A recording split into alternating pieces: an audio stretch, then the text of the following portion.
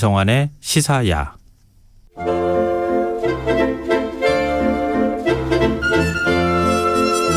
늦은 밤 우리가 주목해봐야 할 영화를 살펴보는 시간입니다. 지금 이 영화의 재미를 찾아내는 안목 있는 분입니다. 더스크린 박혜원 편집장 나와 계십니다. 안녕하세요. 네, 안녕하세요. 오실 때 벚꽃 보셨어요?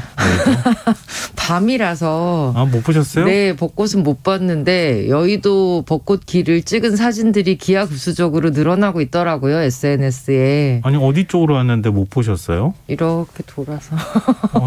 아니, 밤길이라 좀 어둡기는 해요. 근데 진짜 요새 꽃이 막 피는 거 보니까 아, 봄이다 이런 생각이 들더라고요.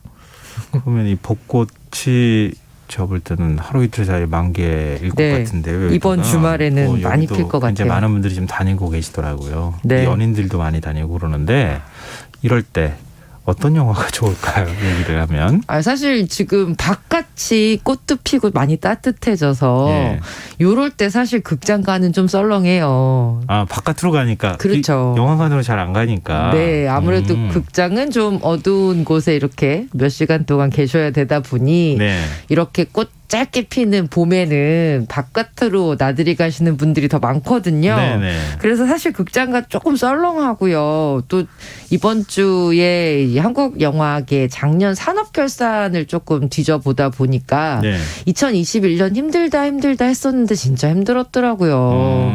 게다가 조금 걱정이 됐던 건 이 한국 영화가 사실은 11년 동안 한국에서 해외 영화보다 늘 한국 영화의 점유율, 그러니까 한국 관객들이 한국 영화를 더 많이 보셨었어요. 작년 같은 경우에 11년 만에 처음으로 한국 영화 점유율이 해외 영화에 밀렸더라고요. 그래요? 왜냐하면 할리우드 블록버스터들은 어쨌든 개봉들을 계속 하는데 한국 영화는 이 코로나 상황에서 극장 개봉을 잘못하면 그 손익분기를 못 넘는 확률이 너무 크니까 관객들이 다시 극장으로 좀 돌아오실 때를 계속 기다리느라고 밀린 영화가 거의 100편에 가깝대요. 아, 만들려고 계획을 했다가 이미 만들어져 있는데 극장에 못 가. 놓고도 지금 극장에 못 거는 거예요, 스크린에? 네. 올해는 다 걸 수 있으려나 모르겠네요. 근데 이제 올해 걸려고 하면 경쟁이 또 굉장히 세지겠죠. 그러네요. 1년이 52주밖에 안 되잖아요. 근데 100편 넘는 영화가 있으면 1월부터 걸었어도 매주 2편씩 막 기대작들이 나왔어야 되는데 벌써 이미 4월이니까. 그러면 또 시의성이나 시대 흐름이나 뭐 이런 거하고 맞지 않아가지고. 맞아요. 그냥 개봉도 못하는 영화가 있지 않을까 걱정이 되네요. 걱정이 좀 되더라고요. 그래서 한국 영화도 좀 봄이 빨리 왔으면 좋겠다 이런 생각도 좀 했고요. 네. 그리고 그러면은 구체적으로 어떤 영화에 대한 얘기를 좀 해보면 좋아요. 뉴스 보다가 요새 그 장애인 이동권에 대한 이슈들이 되게 많잖아요. 네, 맞아요. 근데 안타까운 부분도 있고 뭐 정치권의 대응이 굉장히 미흡해서 아쉬운 부분도 있고 이런 여러 가지 생각들을 많이 하실 것 같은데 돌이켜 보면 분명히 우리 사회는 장애인과 비장애인이 함께 살아가고 있는 사회인데 길에서는 장애인을 뵐 수 있는 기회가 거의 없는 경우가 많잖아요. 맞아요. 사실 그게 구조적으로 그렇게 편안하게 거리를 다니실 수 있는 여건이 안 되기 때문에 그러는 경우도 너무 많고 또 여타 시선 때문에 외부 활동을 꺼리시는 경우도 있고. 근데요, 영화계도 사실 그렇거든요. 장애를 가진 주인공이 나온 영화 이렇게 떠올려 보시면 몇 작품 생각 안 나실 거예요. 그런데 올해 이제 아카데미 시상식에서 작품상으로 코다라는 작품에 상을 줬잖아요. 이 작품 얘기를 조금 하면서 오늘은 이 장애를 가진 주인공의 영화 이야기 좀 들려드리고 싶었어요. 코다 그 주인공 배우가 나무조연상 받았죠. 네. 근데 이게 농인 배우예요. 트로이 코처라는 배우가 나무조연상을 받았는데 1986년에 작은 신의 아이들이라는 작품이 있었어요. 기억하실 것 같아요. 영화 제목은 기억나요. 네, 농인인 여성 주인공이 이때 아카데미 여우 주연상을 역사상 최초로 받았던 작품이에요. 굉장히 좀 좋은 작품인데 그 뒤로 사실 92년 만에 처음이거든요, 이게. 상을 받은 게. 그래서 저는 이제 영화의 순기능이 어떻게 보면은 영화를 통해서 우리가 현실에서 잘 못 보는 좀 현실의 창을 넓혀주는 이런 역할을 하는 게 결국 영화가 아닌가 싶기도 해서 네. 오늘 코다를 좀 얘기하려고 하고 예. 또 한국에서도 장애인을 주인공으로 영화 흥행에 성공했던 마라톤. 마라톤 얘기 같이 하려고요. 네. 근데 코다라는 영화 제목 자체가 청각장애인 부모님에게서 태어난 비장애인 장애인을 일컫는 말이라고요? 네. 아예 그냥 이름이에요. 코다라고 얘기를 하는 건 농인 부모 밑에서 태어난 자녀. 그러니까 Children of Deaf Adult라고 얘기하는 이 줄임말이에요. 예, 그래서 스스로를 코다라고 정체성을 이야기를 하시거든요. 이 셔네이더 감독은 아예 영화 제목 자체가 그냥 코다인 거죠. 네. 주인공도 그래요. 그 미국의 해안 마을에 사는 한 가족의 이야기인데 아빠, 엄마, 오빠가 모두 농인이에요. 그리고 루비라는 이제 여성 고등학생이 있는데 이 고등학생의 역할은 세상과 가족의 소리를 이어주는 역할을 합니다. 그러니까 수화를 그렇죠. 통해서 이제 다른 사람들하고 대화할 수 있도록 해주는 거죠. 예. 그러니까 어떻게 보면 이 가족의 귀와 입이 그냥 이 소녀인 거예요. 일반 학교를 다니는데 사실 새벽부터 일어나서 아빠랑 오빠가 이제 어선 타고 이 고기를 잡으면 어부예요. 예, 같이 따라 나가서 그 일을 이제 도와주고 학교에 출근을 하면 피곤하니까 맨날 자고 아이들은 맨날 생선 비리는 냄새 나도 놀리고 뭐 이런 조금 힘든 삶을 살고 있죠. 그런데 이제 짝사랑하는 친구가 생겨요. 근데 그 친구가 합창단에 들어갑니다. 그래서 이 소녀도 나도 합창단에 들어갈래. 노래 연습을 하게 되는데 이 친구가 노래를 잘하는 거예요.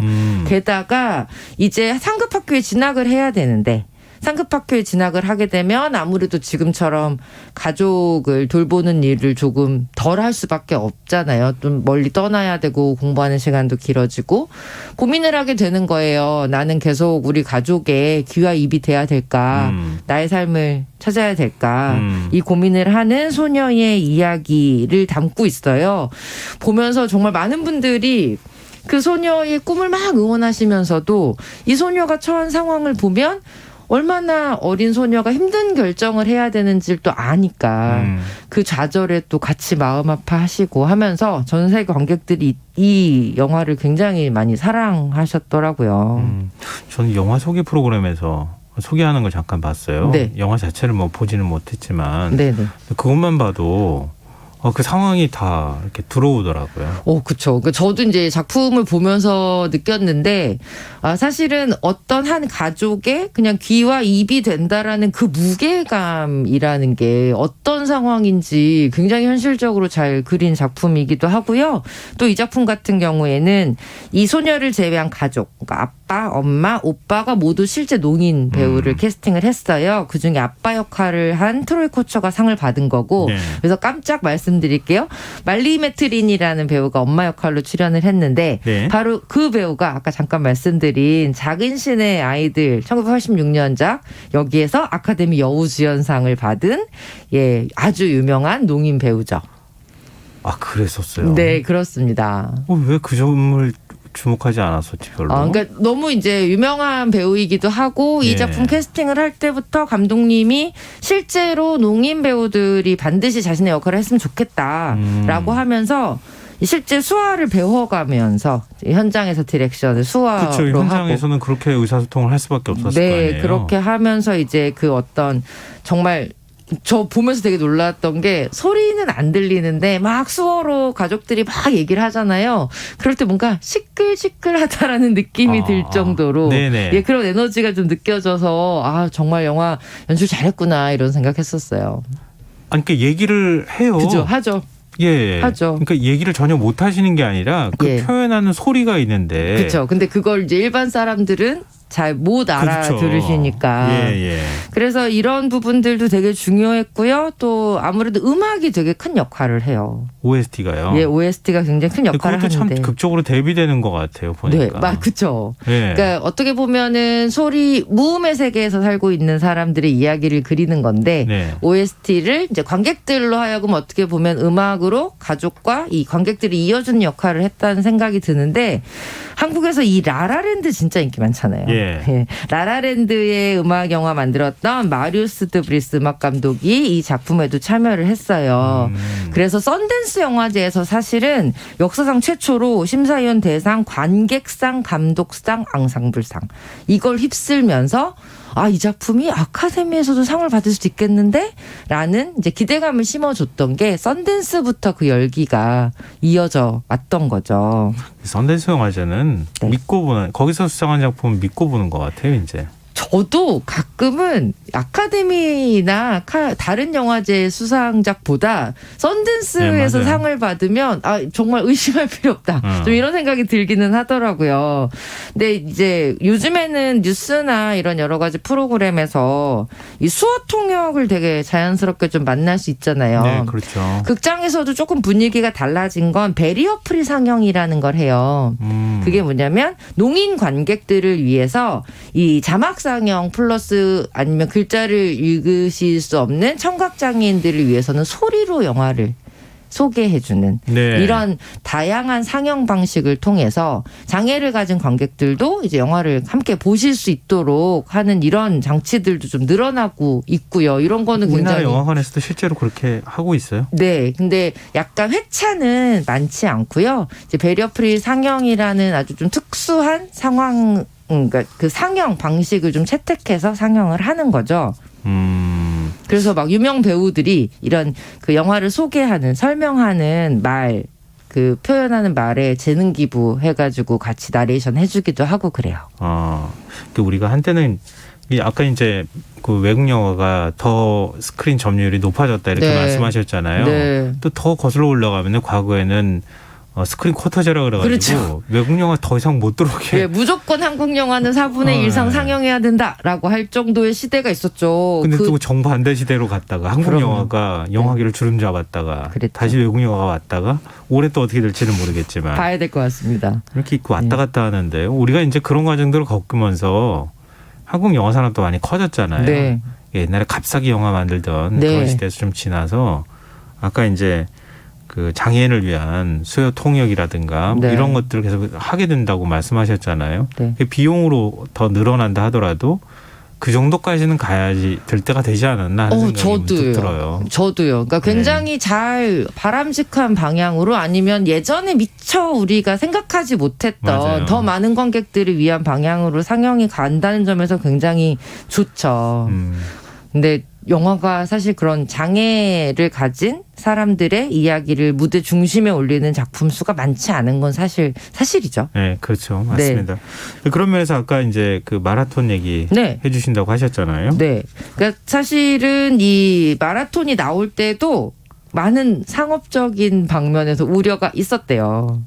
일반 관객들이 그때는 더 그게 몇 년이었어요? 2005년이었습니다. 그러니까요. 17년 전이잖아요. 그럼요. 그래서 당시에 이제 이 이야기도 그냥 너무 착한 영화 아니냐, 뭐 장애를 다룬 그 주인공의 이야기가 가능이 될까, 막 이러면 정윤철 감독한테도 이 작품은 만들기 어렵지 않겠냐, 뭐 이런 얘기도 많이 들었다고 했는데 이 작품은 흥행에도 성공했고 조승우 배우의 연기가 그야말로 큰 화제가 됐었죠. 근데 그걸로 사실은 주목받기 시작했다고 해도 과언이 아니잖아요. 네, 워낙 연기를 잘 했고 당시에 이제 신성으로 막 떠오르던 조승우 배우가 이 영화 속에서 초원이 캐릭터를 연기했었잖아요. 그러니까 5살 정도 아이의 지능을 가지고 있는 자폐 스펙트럼 증상을 가지고 있는 소년이었는데 어렸을 때부터 달리기를 잘해서 이제 엄마의 교육을 받고 또 전문 코치 선생님을 만나게 되면서 재능을 꽃피워가는 이야기였어요. 초원이 다리는 100만 불짜리 다리. 맞아요. 그 대사 정말 기억나요. 네. 정말 꿈을 향해 달리는 이 초원이의 질주가 관객들한테 정말 큰 사랑을 받았죠.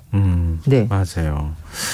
저희 청취자분께서 2657님께서요. 실제 장애인 다운 증후군 말씀하시는 것 같은데 주인공인 영화 제8요일이라는 걸 본 후에 장애인에 대한 편견을 버리고 조금 더 이해할 수 있었네요. 코다란 영화도 보고 싶네요. 또 이렇게 또 문자 주셨는데요.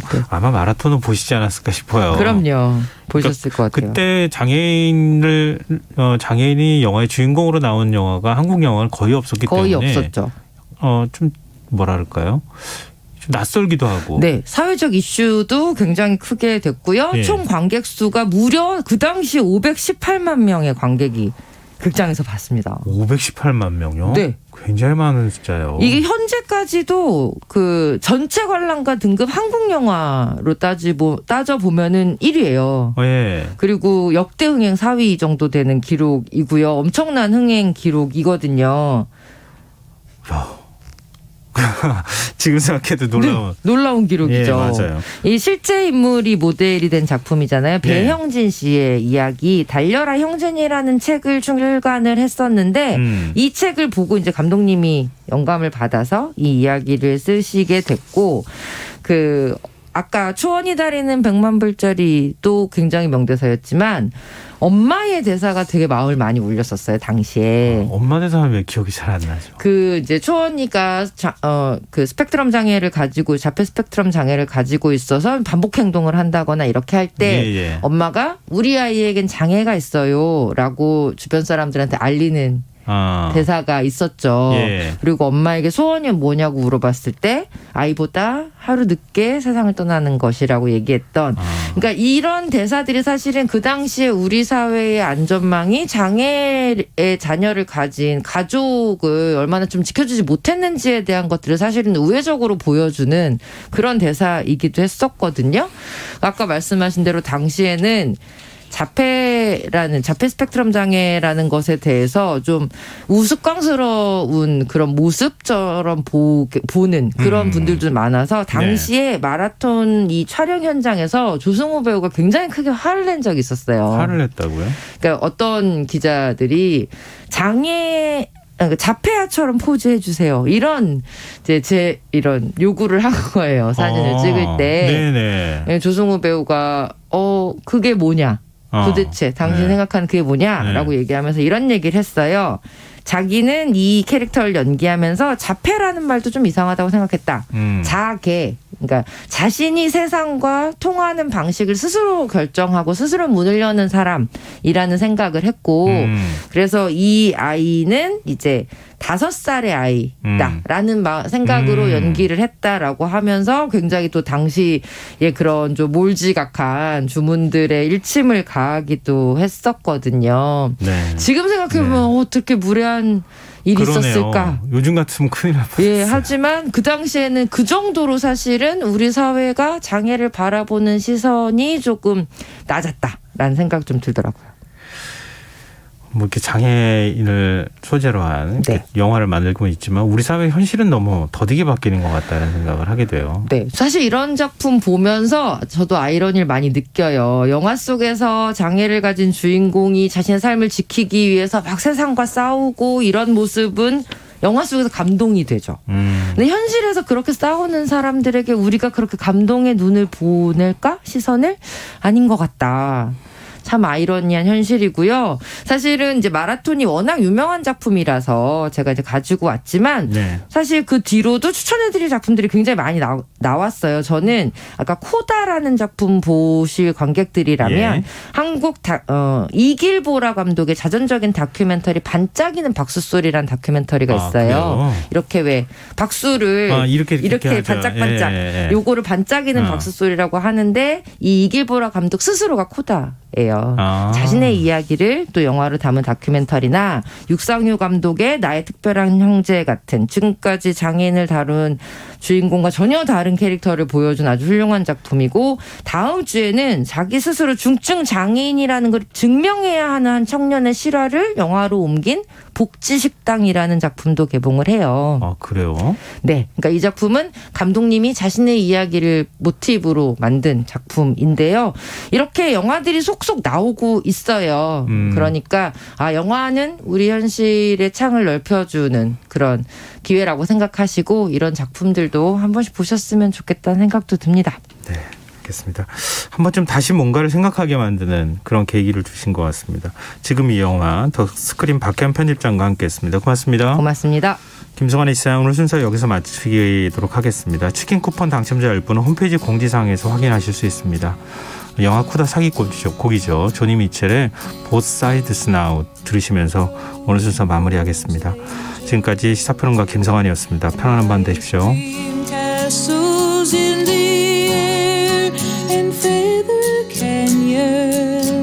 everywhere. I've looked at clouds that we